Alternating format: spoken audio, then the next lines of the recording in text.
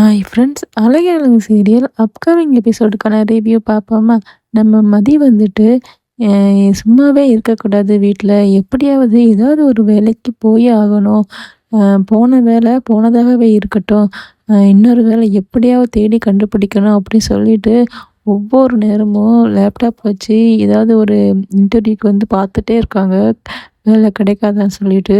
இதை வந்துட்டு நம்ம சுரேஷ் வந்துட்டு பார்த்துட்டே இருக்காங்க. என்ன இவ எப்போ பாரு ஏதாவது ஒரு இன்டர்வியூ வேலைக்குன்னு ட்ரை பண்ணிட்டே இருக்கா. என்ன ஒரு வித்தியாசமான பொண்ணாக தான் இருக்கா அப்படி சொல்லிட்டு நம்ம மதிய வேலைக்கு தேடுறத சுரேஷ் வந்துட்டு பார்த்துக்கிட்டே இருக்காங்க. அதுக்கப்புறம் சுரேஷ் வந்துட்டு மனசு மாறுவாங்க.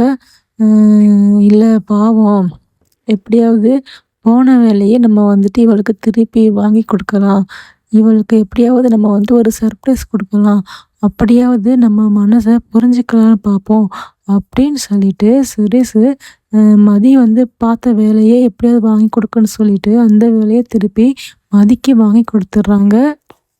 மதிக்கும் போன வேலையே திருப்பி கிடைச்சதும் ரொம்பவே சந்தோஷமா இருக்கு. அதுவும் சுரேஷ் மூலமா கிடைச்சதும் ரொம்பவே ஆச்சரியப்படுறாங்க. நம்ம இவங்கள முரட்டுத்தன ஆளுதானே நினைச்சோம்.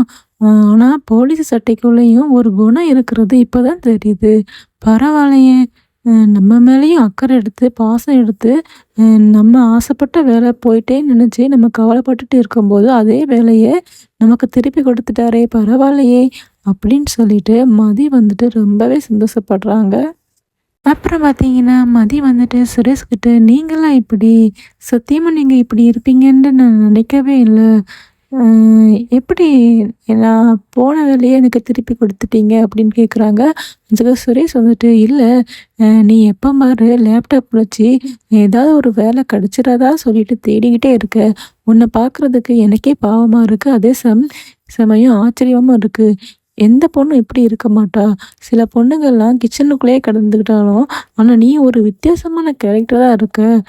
எங்க அண்ணிலாம் பாரு எப்படி இருக்காங்க" சொல்லிட்டு.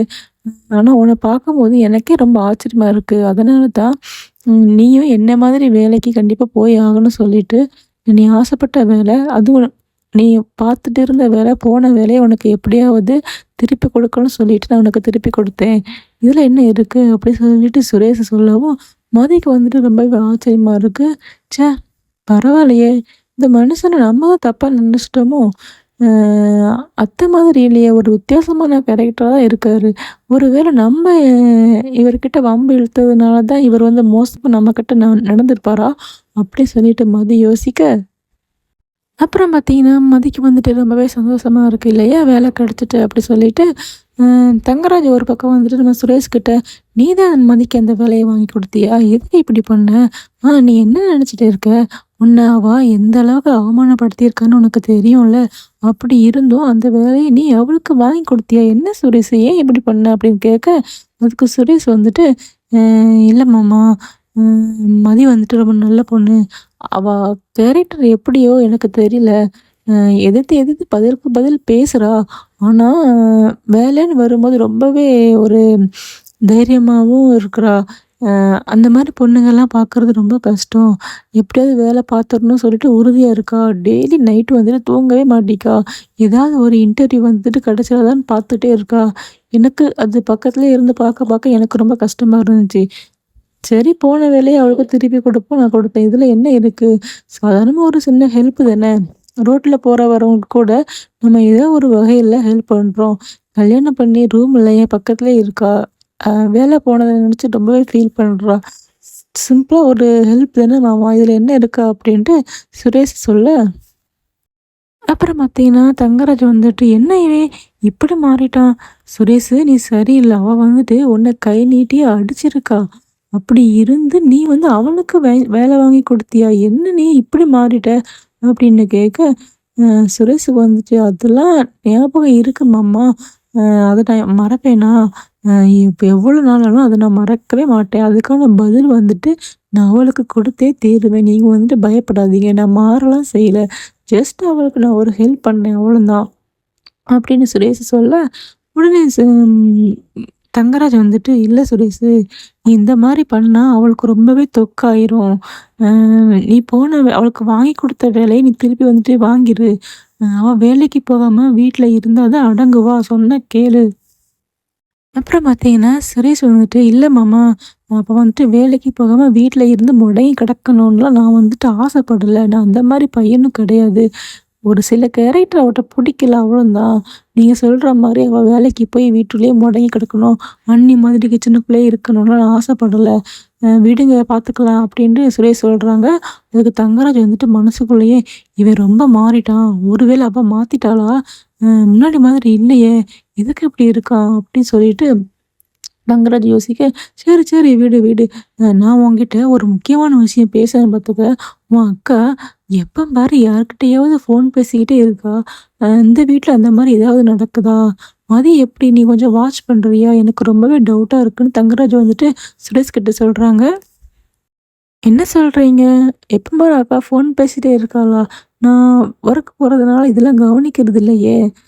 இல்ல, உன் அக்கா வந்துட்டு சரியில்ல. எந்த நேரமும் யார்கிட்டயோ ஃபோன் பேசிட்டு இருக்கா. நானும் அவகிட்ட கேட்டு பார்த்துட்டேன். கோவப்பட்டும் பார்த்துட்டேன். எதுவுமே சொல்ல மாட்டிக்கா. எப்ப கேட்டாலும் என் ஃப்ரெண்டு கிட்ட பேசுறேன்னு சொல்லிட்டு பொய் தான் சொல்றா.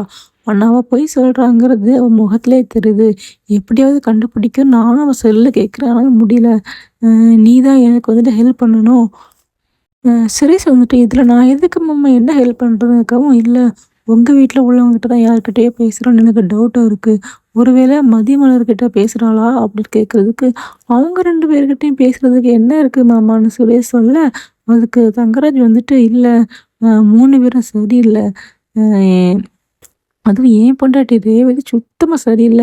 யார்கிட்டயோ ஃபோன் பேசுறா. இப்படியே போச்சு அப்படின்னா, பிரச்சனை வேற மாதிரி போகும். இது எப்படியாவது முடிச்சு விடணும்." அப்படின்னு சொல்ல, அப்போ நீங்க என்ன பண்ண போறீங்க மாமான்னு சுரேஷ் கேட்க, "இல்ல நான் அத்தை மாமா கிட்ட சொல்லிடலான்னு இருக்கேன். அதனால தான் வீட்டுக்கு வரணும்னு பார்த்தேன்." அப்படியா? வீட்ல ஏற்கனவே ரொம்ப பிரச்சனை போயிட்டு இருக்கு. அப்பாவுக்கு வேற பிபி, கொலஸ்ட்ரால்னு அதிகமாயிட்டு இருக்கு. எனக்கு ஏதாவது ஆகிருமோன்னு சொல்லிட்டு அப்பா வேற பயந்துகிட்டே இருக்காங்க.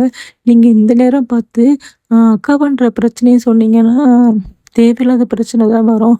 விடுங்க மாமா, பிறகு பார்த்துக்கலான்னு சுரேஷ் சொல்ல, அதுக்கு தங்கராஜு, "இல்ல, இத இப்படியே விடக்கூடாது. ஏதாவது பண்ணணும். ஆ சாதாரண பிபி, கொலஸ்ட்ரால் தான, அதெல்லாம் ஒண்ணும் செய்யாது. டேப்லெட் சாப்பிட்டா சரியாயிரும். நான் மாமா கிட்ட பேசிக்கிறேன். அ அத்தை முன்னாடி, மாமா முன்னாடியும் இந்த ரேவதி வச்சு கேட்டா தான் உண்மை வெளிய வரும். 3 பேரையும் ஒரு இடத்துல வச்சு கேட்கணும். எனக்கு ரொம்பவே டவுட்டா இருக்கு. இத இப்படியே விடக்கூடாது சுரேஷு. அ ஏற்கனவே மதியம் வந்துட்டு ஒண்ணு அடிச்சிருக்கா.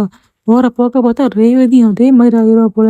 மலரோட ஆக்டிவிட்டியும் சரியில்ல. சொன்னா கேளுன்னு சொல்ல, அதுக்கு சுரேஷ் வந்துட்டு, "அப்படியா?